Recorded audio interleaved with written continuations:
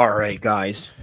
What you're hearing in the background right now, you're hearing Whack 100, a guy who was a former Death Row Records employee or executive, rather, and was with Suge Knight back in those days. And he's basically talking about P. Diddy's possible involvement with the Tupac killing.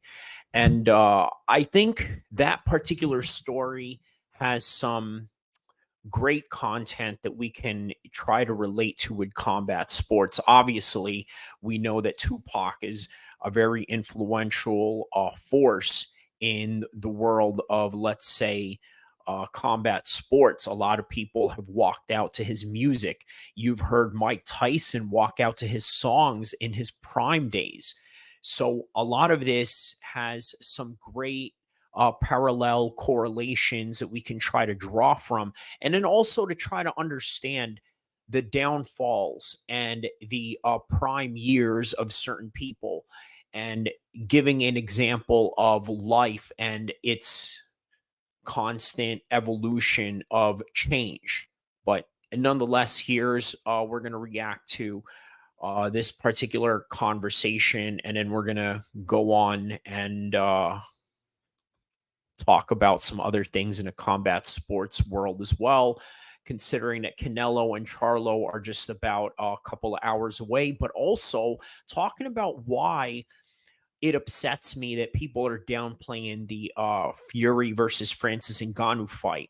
Now, obviously, there's not a whole lot of competitive architecture to go to that particular matchup, but the one thing that you can take from that matchup is knowing that there's this theater of the unknown that a lot of people are missing out on top of just them compiling these facts and statistics that we already know of, the likes of Francis Ngannou being in his debut fight, as opposed to being a real professional boxer, and then doubting the fact that he has a one punch knockout power, but so on and so forth. We're going to go on with that, but for now, we're going to react to a conversation with Whack 100.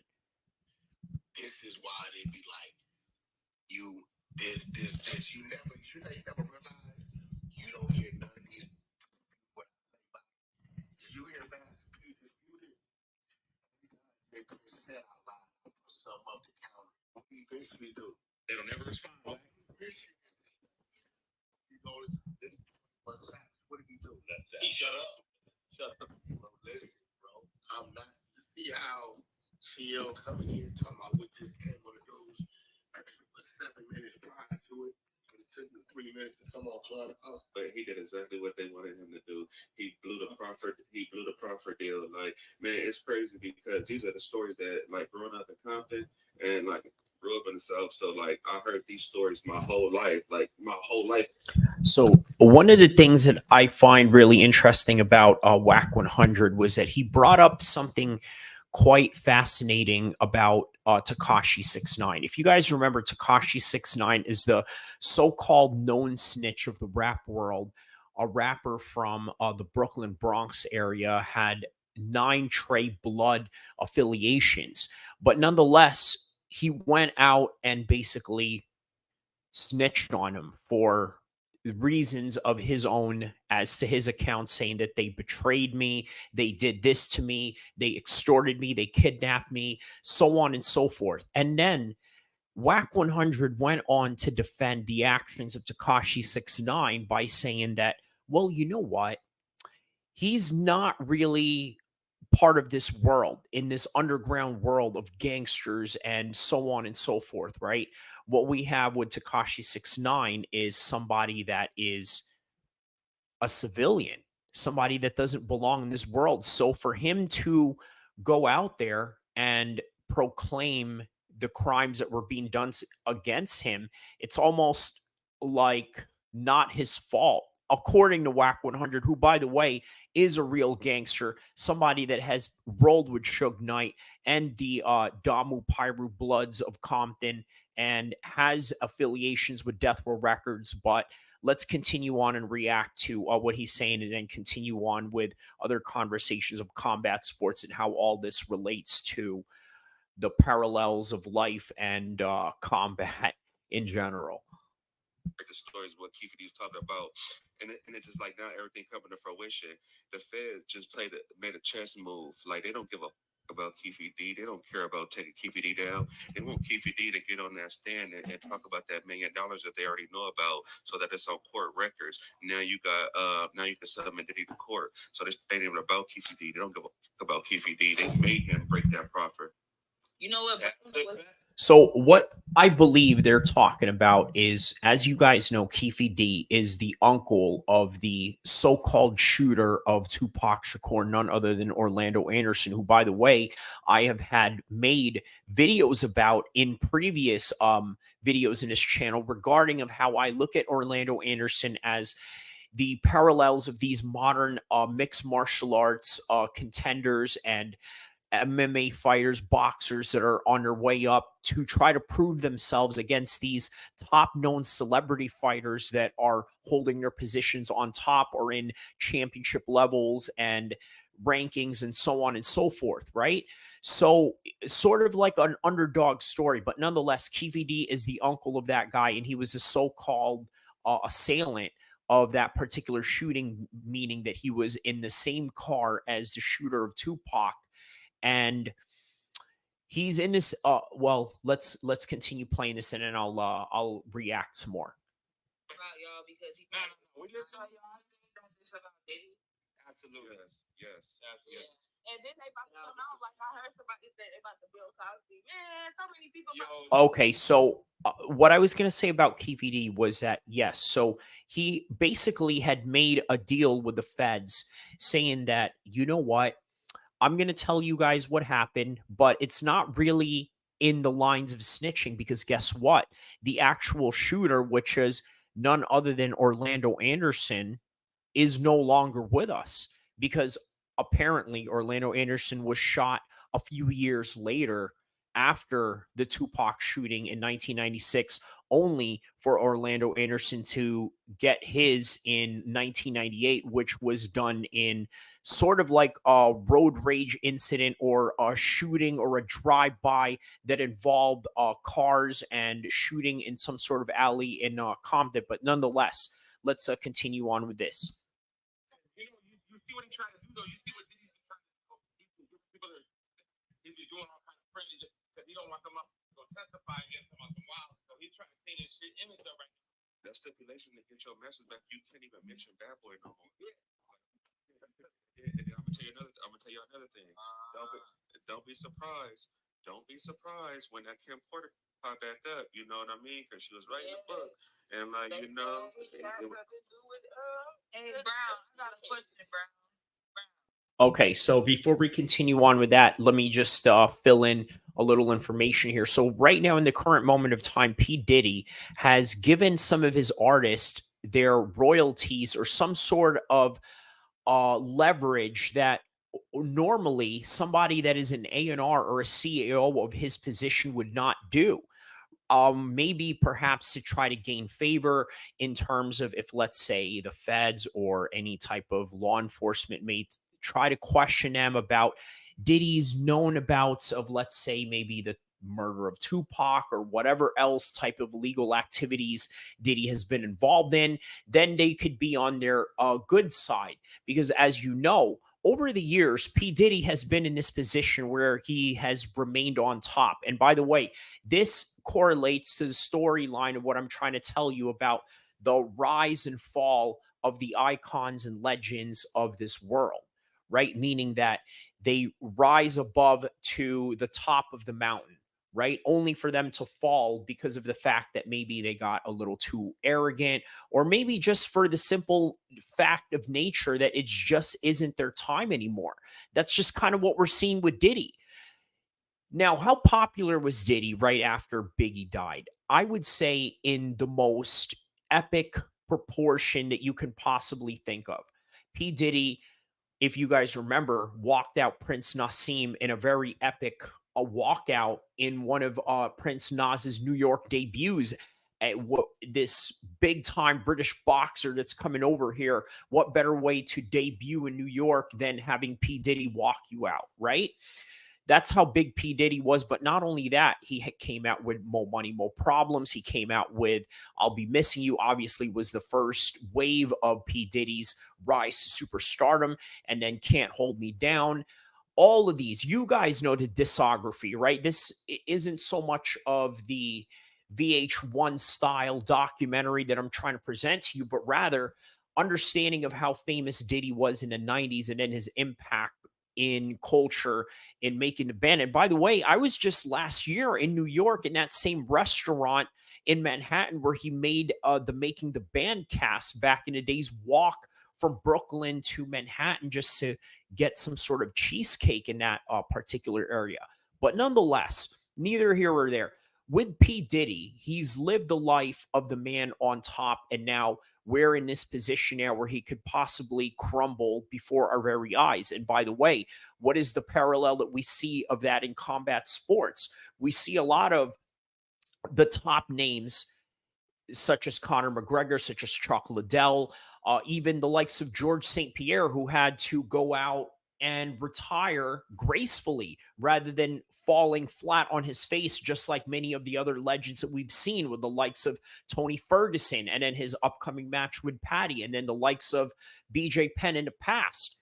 The names and the list can go on with the rise and fall of everybody because it's just like understanding life in its purest form and understanding our mortality more than anything. But nonetheless, that's what I think is really interesting. But continue on reacting with Whack 100 here. Do you know all this information because you are part of the Illuminati? Because I heard that.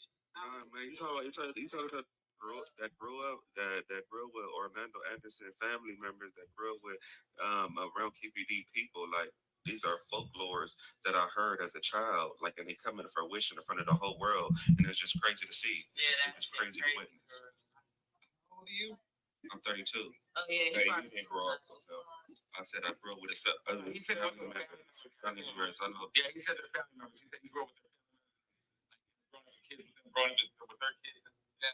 And he heard these folklores and how they talk around him being from the city and that he's been around that. So we've all heard the same.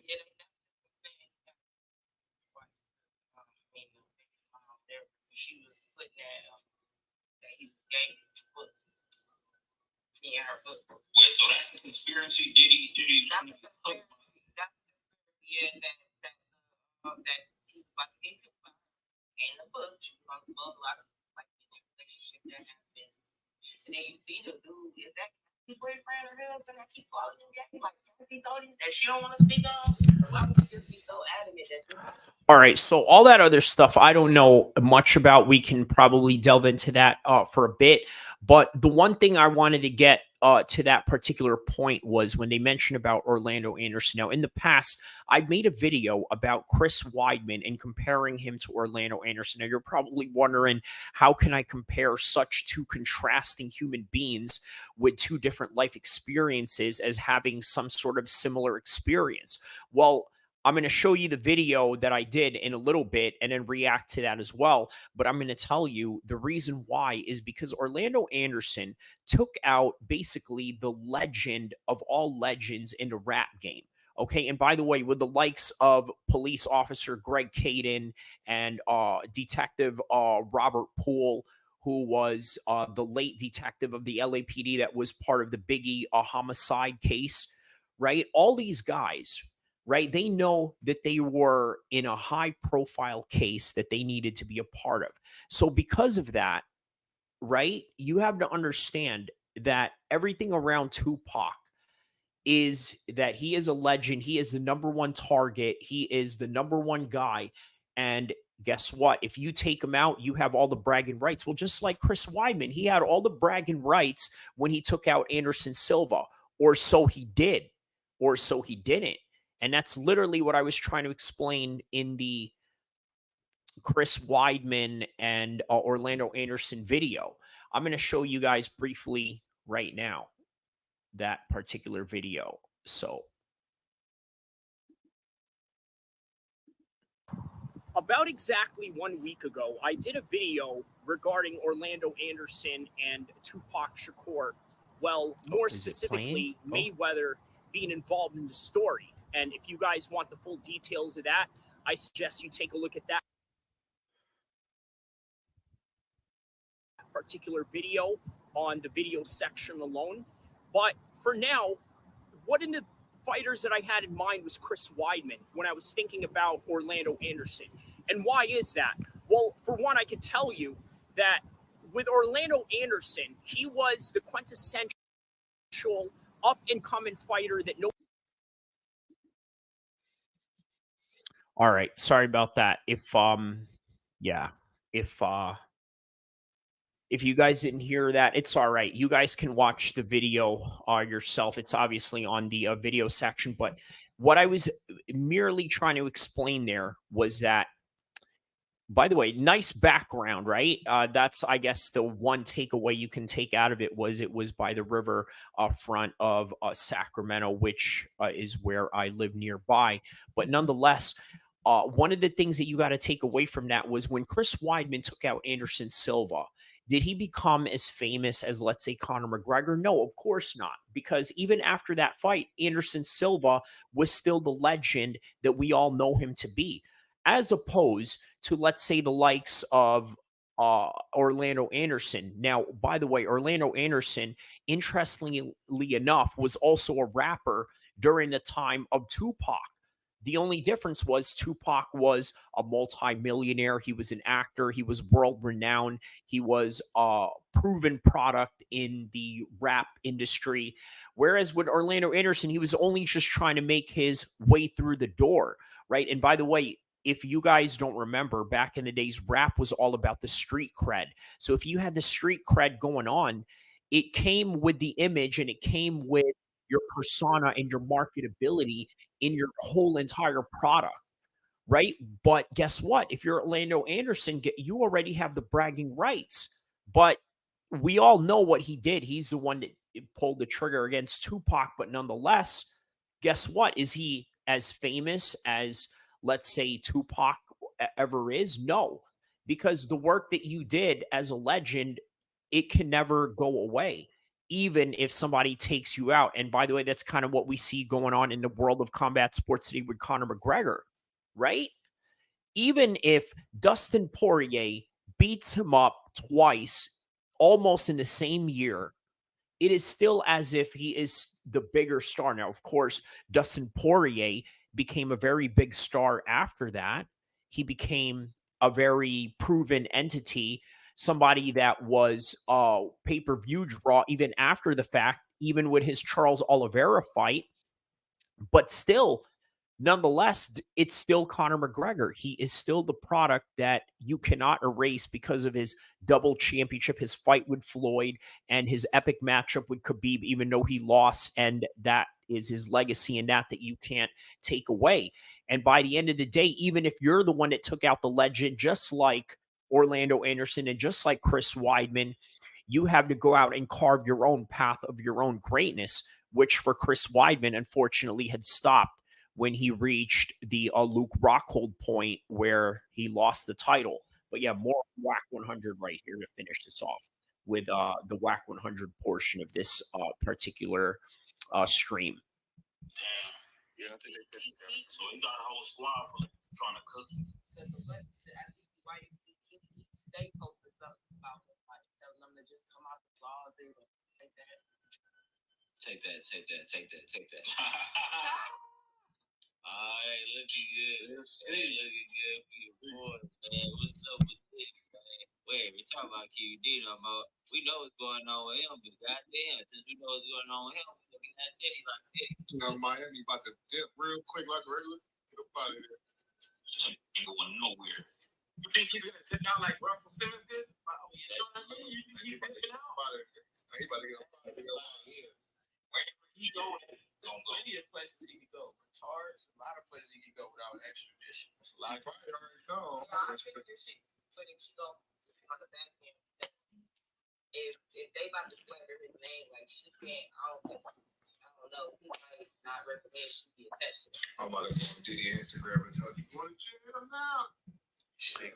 Yes, so a couple of things they were hinting at with this particular audio that I had found I don't know if it's Whack 100 or who else was talking on it, but nonetheless, so they hinted at the fact that P. Diddy might go to countries where there is no extradition and whatnot. And I was thinking, you know what, maybe there is a great possibility in that. Obviously, you look at Daniel Kinahan, the former manager and promoter of MTK Global, which, by the way, handled the career of Tyson Fury early in his career with the likes of Darren Till, with the likes of Josh Taylor, with many other UK fighters, Munir Aziz in the UFC.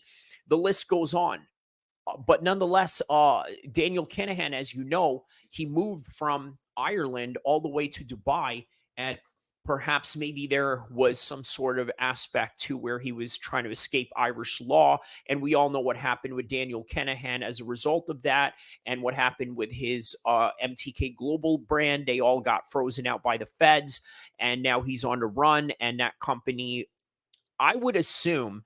Now, obviously, I'm only speculating, and you guys understand that this is just all entertainment. And maybe I don't have any facts to this, but it wouldn't be far fetched if, let's say, they had other handlers that would put money on other boxing shows to be a part of, or to, let's say, manage other people on the side. Now, that's not far fetched by any one stretch of the imagination, as I always like to phrase it. But yeah, that's the reality of this situation right now. But moving on with the Whack 100 audio. Did he turn his comments off there? More thoughts. No, I'm saying. I'm about to see if he turned this. I'm about to see if he turned them off. Yeah. He turned them off. He's still on that album promo run. He turned them off. I'm just gonna let you stop yelling.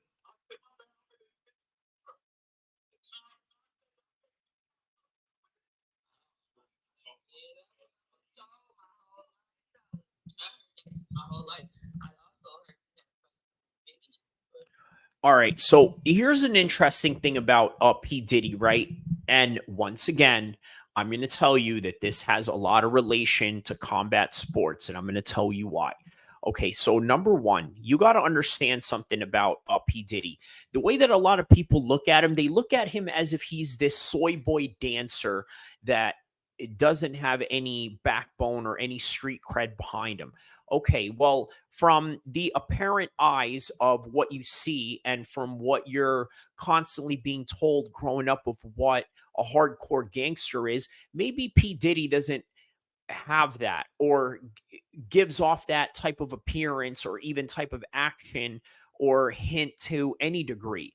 But if you look deep in his history, his dad was a Harlem drug dealer, ran blocks, ran all types of illegal activities, and then on top of that, ran an entire cocaine industry in Harlem. But this is P. Diddy's dad in a nutshell. So what I'm trying to tell you is that he's not shy or foreign to these types of environments, and especially where you have to act in extreme measures in order for you to somehow get some sort of protective reprisals in any type of capacity that may come your way, or any type of harm that may come to you. You're going to react in ways that is, let's say, not normal in the civilian population of things. Okay, so also, you got to take into consideration the history that P. Diddy had when, let's say, his son's a coach in UCLA got to really understand P. Diddy's extreme side. And what do I mean by that? Well, one of these years, I think there was an all-star game. I think it was in New York for the NBA. And P. Diddy's son went with him, and this meant that he had to skip out on some sort of football practice because he was part of the UCLA football team. And by the way, what I believe to be the teammate of also Snoop Dogg's son, which is quite interesting. You have P. Diddy and Snoop Dogg's son playing in the same football team for the UCLA, a very famous college at that. But his son missed practice. He came back. The coach argued with P. Diddy, only for P. Diddy to throw a kettlebell at the coach, which tells you what? P. Diddy is a very violent person if he needs to be. So it's not really that far fetched to believe that somebody like him would do these things. But once again, people only want to believe what their eyes can see or what they've been stereotyped to believe of what a gangster is.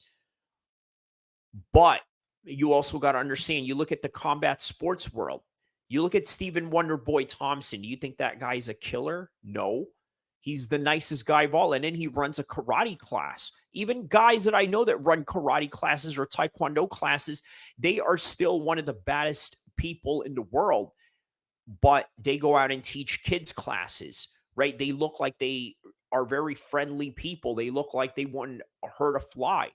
But the reality is they can. And whatever it is that you're stereotyped to believe of what a tough guy is or what a hard man is or something to that extent, you don't know. You really don't know. Uh, but it's never, ever what your eyes have been stereotyped to believe is supposed to be that guy or whatever, right? It's never the apparent, but sometimes it is. And then sometimes it's not, but most times it's not. In this case with P. Diddy, it's really not because he had to play a certain role in order for him to fit into the corporate world of being a CEO and being respected by other CEOs and other owners and other entrepreneurs in the realm of business and trade that he had to work with. But then on top of that, he understood and knew that type of world where if you had to get ugly, you were going to take any measures you can to either protect your family or to protect your interest or all of the above. So that's P. Diddy in a nutshell, but moving on. But I don't know. My opinion is I don't think Diddy is going to go down for this.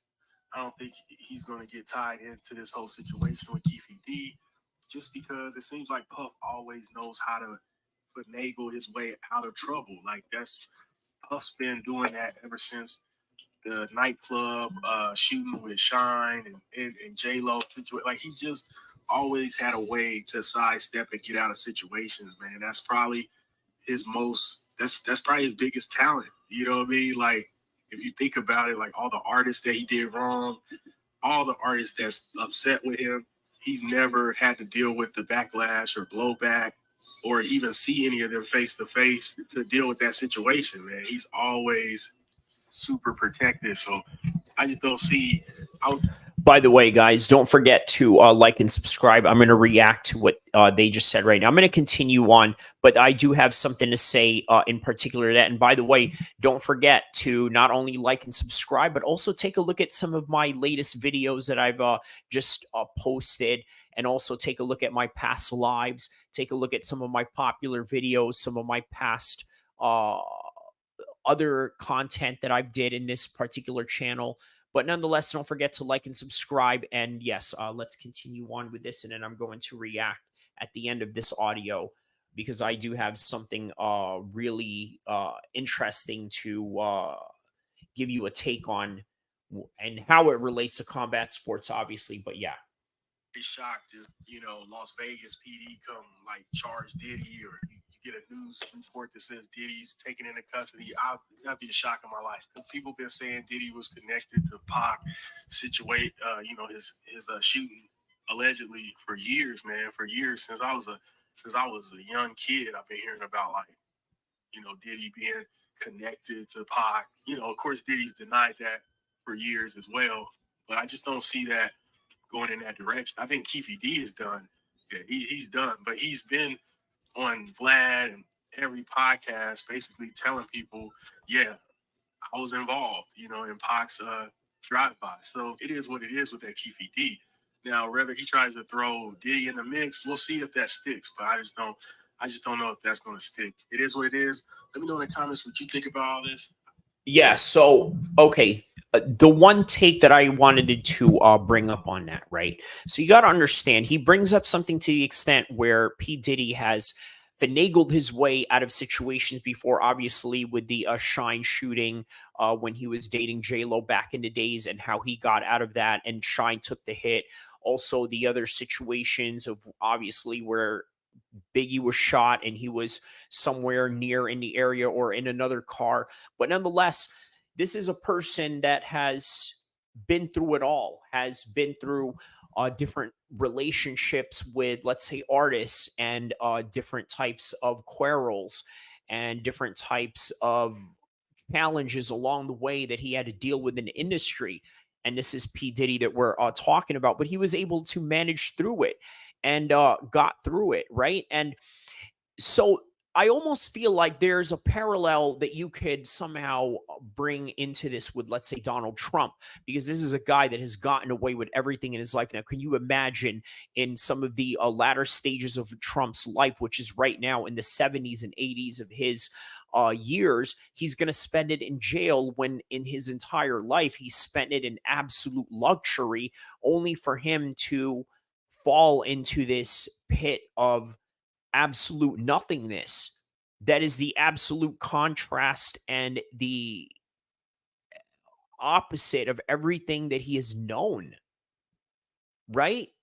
So it's almost like, are we in this era where the people that have gotten away for so long with whatever they've gotten away are finally getting caught up? Is justice actually going to happen for certain people, or what is your definition of justice? Or is this a certain injustice to you? Maybe you may side with Diddy, or maybe you may side with Tupac or Keefe D in these situations, or maybe you sympathize with none of them and you're just looking at it from an outside point of view, interested in the story. But nonetheless, I think one of the things that you have to take away from this is that eventually you will fall. And this is one of the things that Khabib understands as one of the greatest combat artists in the history of prize fighting. And why? Because he was able to get out at a time where he knew there was signs that sort of hinted, and look, these aren't real signs, because you know what, every fight is going to be different. Obviously, in the Justin Gaethje fight there was a lot of signs. For one, if you really want to be objective about it, let's say if Khabib was to continue on with his career, eventually he would have ran across, let's say, an opponent that had serious leg kicks that would have debilitated him to a finish somewhere in the latter stages of his career.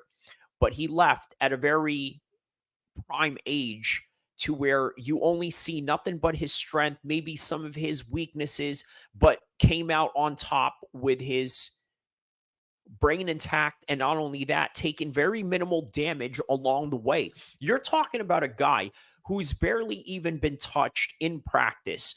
And then on top of that, in his fights, you look at a meme of Khabib with all of his past opponents, right? You look at all his post fights, his face, a lot of it has no marks, no cuts, nothing, clean face and everything, with basically almost 90% of his fights, if not probably 100% of them all, of which he all won, right? And then dominated.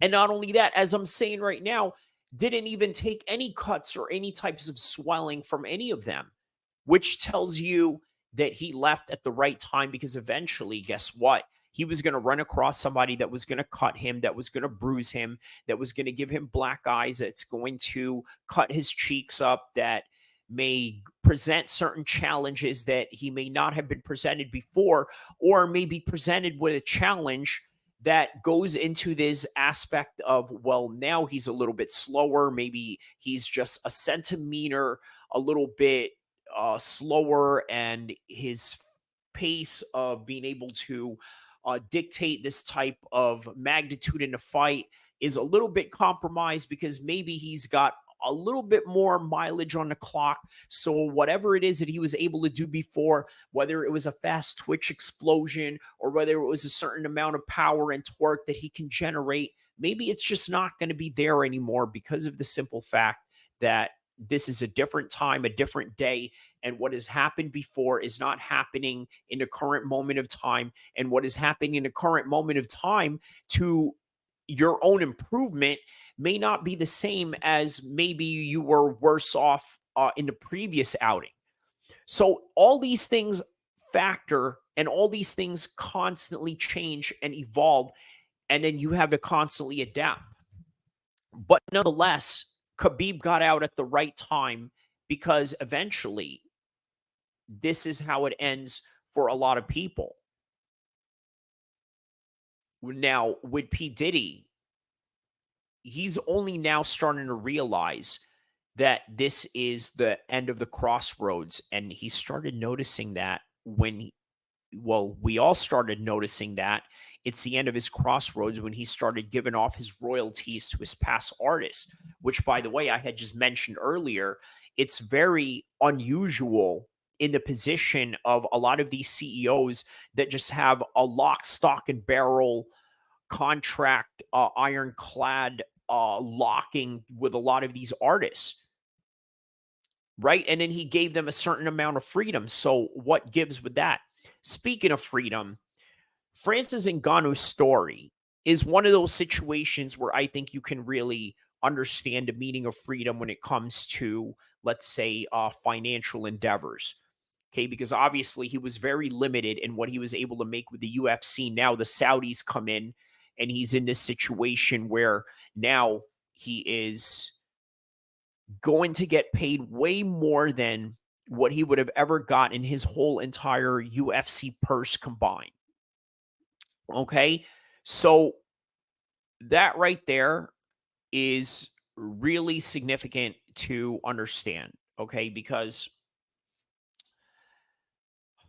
not a lot of people are going to understand how great that feels to be able to do that, especially when you're in a position of a lot of these guys that are just going to be in these contracts where they really can't do anything because they don't have the leverage. Well, Francis Ngannou became the heavyweight champion of the world, was able to get the leverage because of that, fought his last contract in some of the most gruesome situations that did not favor him. From one, his knee injury, two, having all these contract disputes while getting subpoenaed, and then getting all these lawyers and litigations being sent against him while he was preparing for the Cyril Gane fight, just to create more distractions from him, just so the UFC can leverage. By the way, this is not in any way like a war where it's personal, right? This is just one of those situations where every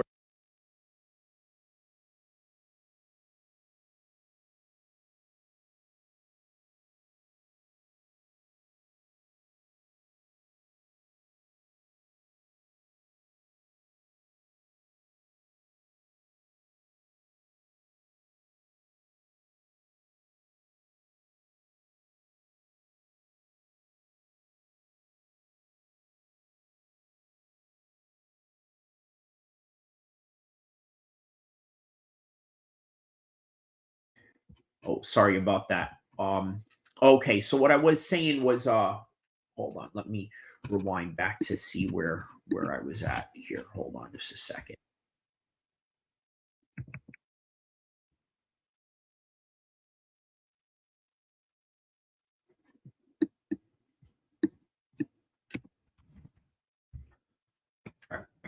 Two, can you hear me? Right on the comments below if you guys can hear me. Just wanted to make sure the mic was back on. Let's see here.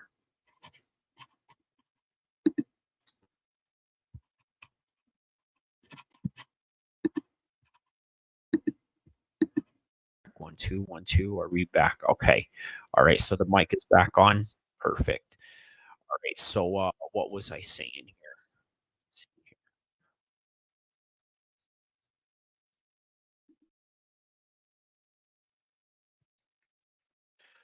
Okay. So what was I saying?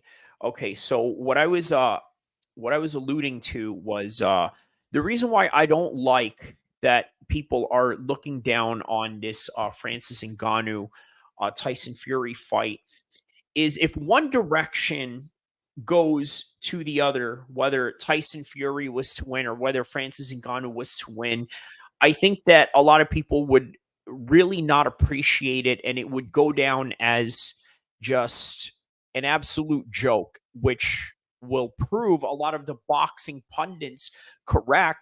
But at the same time, there's just some factors you're not looking at, right? Let me just make sure. Okay, so one of the things that the doubters are not looking at is the possibility that yes, Francis can actually win. Now, I understand it's a boxing match and anything can happen, and Tyson Fury has done it forever in his whole entire life. Yes, this is all true. There's no doubt about that.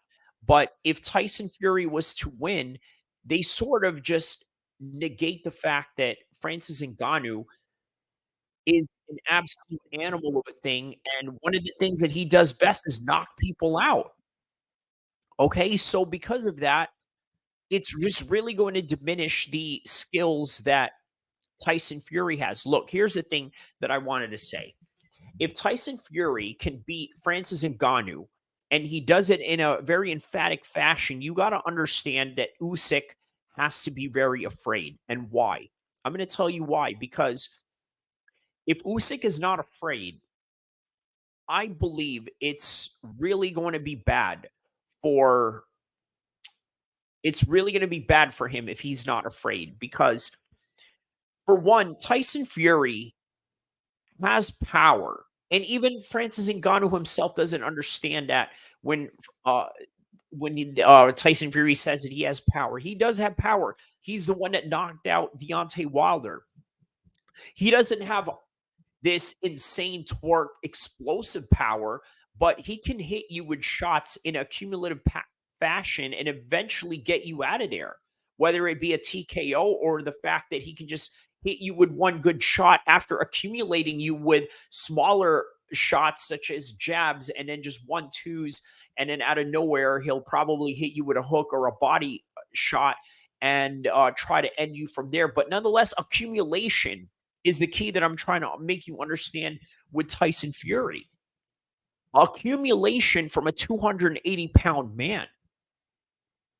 So if he's able to imply that with Francis Ngannou and impose his will against a guy who is really strong in the clinch, somebody who has great knockout power, somebody who does have that explosive torque, I think Usyk needs to be very worried because it's just going to be a situation where it's a good big man versus a good little man, and the good big man always beats the good little man, especially if the good big man can do what the good little man does better, which is what? The footwork, the elusiveness. Yes, as of late, when Tyson Fury started training with Kronk, it was like one of those situations where it was as if he started becoming a little more flat-footed, but yet he started getting more finishes. But then it just showed that Tyson Fury has new wrinkles to his game, becoming a well-rounded boxer, being able to fight in the inside, being able to fight in the outside, as we've always known him to be, has a great footwork when he wants to, can hit you with body shots with his new style that he learned from the Kronk gym. He's a very dangerous boxer, and that's literally what I mean by a good man, a good big man versus a good little man. Now, what's interesting about this is they already signed this fight for December, while we have this fight with Francis Ngannou, which I find really fascinating. You want to know why? Because I'm like thinking to myself, what if Francis Ngannou actually does what we call the impossible and takes out Tyson Fury? Then what does that fight mean to your very right hand of the screen, where it says signed by none other than the Riyadh season, which, by the way, is one of these things that they're going to kick off with events, boxing being one of them. October, obviously, it's with Ngannou and Fury, and then December, apparently, it's going to be with Usyk and Fury. But what if Francis just spoils the entire party to the point where he destroys Fury at a rate where he just can't recover to come back and fight Usyk? And then what will that even mean for him to just go and fight Usyk when he's not even, I mean, look, this fight is not signed for the WBC championship, right or wrong, right? It's not. It's not an exhibition. It's a pro fight. Sure, no problem.